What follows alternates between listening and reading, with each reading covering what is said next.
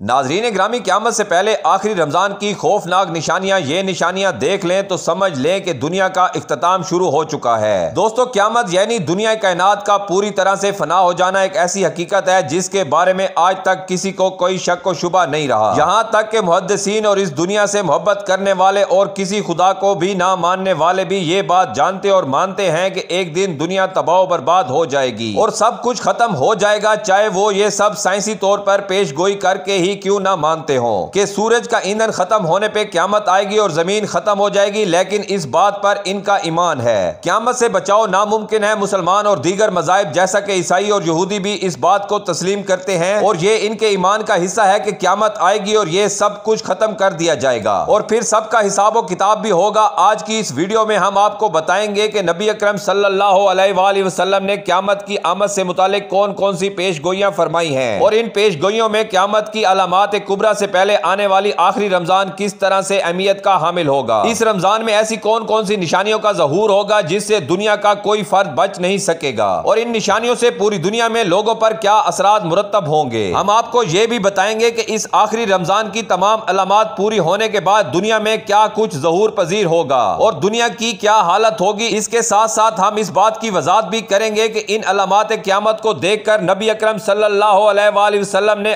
آخری رمضان میں نشانیاں دیکھ لینے کے بعد ایک سال کا رزق محفوظ جگہ پر ذخیرہ کرنے کا حکم کیوں دیا ہے۔ پیارے دوستو، اگر ہم حدیث نبی صلی اللہ علیہ وآلہ وسلم کا مطالعہ کریں اور قیامت کی نشانیوں سے متعلق حدیث کو خوب اچھی طرح سے جانچیں تو ہمیں اندازہ ہوگا کہ علامات قیامت تین طرح کی ہیں۔ ایک وہ علامات ہیں جو قیامت کے آنے سے بہت عرصہ پہلے ظہور پذیر ہوں گی اور کچھ وہ علامات ہیں جو قیامت کے آنے سے کچھ عرصہ پہلے ظاہر ہوں گی، جنہیں علامات صغریٰ کہا جاتا ہے۔ اس کے بعد کچھ علامات ایسی ہیں جو بہت ہی بڑی بڑی علامات ہوں گی جن سے قیامت کا وقت نہایت نزدیک آ جائے گا، انہیں علامات کبریٰ کہا جاتا ہے۔ دوستو، ہماری اس ویڈیو کا موضوع علامات صغریٰ میں سے وہ آخری علامت ہے جس کے بعد علامات کبریٰ کا آغاز ہوگا۔ علامات صغریٰ میں سے آخری علامت یعنی آخری رمضان اس قدر خوفناک ہوگا کہ پوری دنیا دہل کر رہ جائے گی۔ نبی اکرم صلی اللہ علیہ وآلہ وسلم کے لاڈلے اور چہیتے صحابی حضرت انس بن مالک رضی اللہ عنہ سے روایت ہے کہ نبی اکرم صلی اللہ علیہ وآلہ وسلم نے ارشاد فرمایا کہ قیامت کے نزدیک دنیا بھر میں زلزلوں کی کثرت ہو جائے گی اور تبھی آخری علامت یعنی اس آخری رمضان کا ظہور ہوگا، جس کے بعد علامات کبریٰ کا آغاز ہو جائے گا۔ حضرت نعیم بن حماد رضی اللہ عنہ سے روایت ہے کہ نبی اکرم صلی اللہ علیہ وآلہ وسلم نے ارشاد فرمایا کہ امام مہدی علیہ السلام کے ظہور سے ایک سال پہلے کا رمضان اپنے آپ میں بہت بڑی نشانیاں لیے ہوگا۔ اس آخری رمضان میں ایک بے حد خوفناک اور ہیبت ناک آواز دنیا بھر کے لوگ سنیں گے اور سب پہ اس آواز کا اثر الگ الگ ہوگا۔ نبی اکرم صلی اللہ علیہ وآلہ وسلم نے ارشاد فرمایا کہ اس آواز کو سن کر 70,000 افراد بے ہوش ہو جائیں گے۔ اس آواز کی ہیبت سے 70,000 افراد اندھے ہو جائیں گے اور اس کے ساتھ ساتھ اسی آواز کی وجہ سے 70,000 افراد اپنی سماعت کھو بیٹھیں گے اور بہرے ہو جائیں گے۔ 70,000 لڑکیوں کی کنواریت زائل ہو جائے گی اور پھر اس کے بعد سورج گرہن ہوگا۔ تو جب تم اس علامت کو پاؤ تو اپنے گھروں میں ایک سال کا رزق اکٹھا کر کے ذخیرہ کر لینا کہ اس رمضان کے بعد دنیا بھر میں جنگ و جدل اپنی انتہا پر پہنچ جائے گا۔ صحابہ کرام نے نبی اکرم صلی اللہ علیہ وآلہ وسلم سے سوال کیا کہ یا رسول اللہ صلی اللہ علیہ وآلہ وسلم، یہ آواز رمضان کے کس حصے میں آئے گی؟ اس پر نبی اکرم صلی اللہ علیہ وآلہ وسلم نے جواب دیا کہ وہ جمعہ کی رات ہوگی اور نصف رمضان ہوگا۔ جب یہ آواز سنی جائے گی اور اس آواز کے ظاہر ہونے کے بعد اور لوگوں کے سننے کے بعد کچھ دن میں ہی رمضان کے مہینے میں ہی سورج گرہن ہوگا اور اس سورج گرہن کے بعد آسمان ستون کی طرح ایک نہایت روشن چیز ظاہر کرے گا جسے پوری دنیا کے لوگ دیکھ لیں گے، لیکن نہ تو اس روشنی کے ماخذ کا پتہ لگایا جا سکے گا اور نہ ہی اس ہیبت ناک آواز کے بارے میں انسان جان سکیں گے کہ وہ آواز کہاں سے آئی ہے۔ اس علامت کے بعد ملک شام میں شدید خون ریزی اور مسلمانوں کا قتل عام شروع ہو جائے گا اور اس کے ساتھ ساتھ خراسان سے کالے جھنڈے بھی نکلیں گے۔ جب خراسان سے کالے جھنڈے نکل آئیں گے تو پھر میری اولاد میں سے امام مہدی علیہ السلام کا ظہور ہوگا جو تمام مسلمانوں کے ساتھ مل کر کفار اور مشرکین سے جنگ کریں گے۔ صحابہ کرام نے دریافت کیا کہ یا رسول اللہ صلی اللہ علیہ وآلہ وسلم، اس آواز سے بچنے کے لیے مسلمانوں کو کیا کرنا ہوگا؟ نبی اکرم صلی اللہ علیہ وآلہ وسلم نے ارشاد فرمایا کہ جو اس رات اللہ کے حضور سجدہ ریز ہوگا اور اللہ سے اپنے گناہوں کی معافی مانگے گا اور بلند آواز سے اللہ رب العزت کا ذکر کرے گا، کوئی شخص اس آواز کی ہیبت سے محفوظ رہے گا اور اسے کوئی نقصان نہیں ہوگا۔ ناظرین، ایک دوسری حدیث میں حضرت عبداللہ بن مسعود رضی اللہ عنہ سے روایت کیا گیا ہے کہ اس آخری رمضان میں سنی جانے والی اس ہیبت ناک اور خوفناک آواز سے وہی لوگ محفوظ رہیں گے جو بآواز بلند ذکر کر رہے ہیں کہ اللہ ہے وہ ذات جس نے پوری دنیا کو پیدا کیا اور اس میں کسی بھی قسم کا کوئی نقص نہیں ہے، یعنی یہاں پر سبحان اللہ کی آواز کے بلند ذکر کرنے کی بات ہو رہی ہے۔ پیارے دوستو، ہم نے اس سے پہلے بھی اپنی ویڈیوز میں آپ کو بتایا اور نبی اکرم صلی اللہ علیہ وآلہ وسلم کی حدیث میں واضح طور پر اس بات کا بیان موجود ہے کہ جب امام مہدی علیہ السلام کا ظہور ہونے والا ہوگا تب ملک شام میں مسلمانوں پر جنگ مسلط کر دی جائے گی اور مسلمانوں کا خون پانی سے بھی زیادہ سستا ہو جائے گا۔ اسی وقت خراسان کے علاقے سے کالے جھنڈے نکلیں گے جو دمشق پہنچنے پر امام مہدی علیہ السلام کے لشکر میں شامل ہو جائیں گے۔ پھر ہر مومن اور مسلمان جس کے دل میں ایمان پوری طرح سے موجود ہوگا وہ حضرت امام مہدی علیہ السلام کے ان جھنڈوں کے نیچے کفار اور مشرکین سے جنگ کرے گا۔ ایک حدیث نبی صلی اللہ علیہ وآلہ وسلم میں ارشاد فرمایا گیا ہے کہ اس جنگ کے بعد اسلام پوری دنیا پر غالب آ جائے گا اور دنیا کا کوئی بھی کچا یا پکا گھر ایسا نہیں ہوگا جہاں پر اسلام داخل نہ ہو جائے اور پوری دنیا میں صرف مسلمان ہی باقی رہیں گے۔ حدیث نبی صلی اللہ علیہ وآلہ وسلم سے یہ بات واضح ہے کہ مسلمانوں کی عظمت کا یہ دور جو امام مہدی علیہ السلام اور حضرت عیسیٰ علیہ السلام کی سربراہی میں شروع ہوگا یہ کئی سال تک جاری رہے گا۔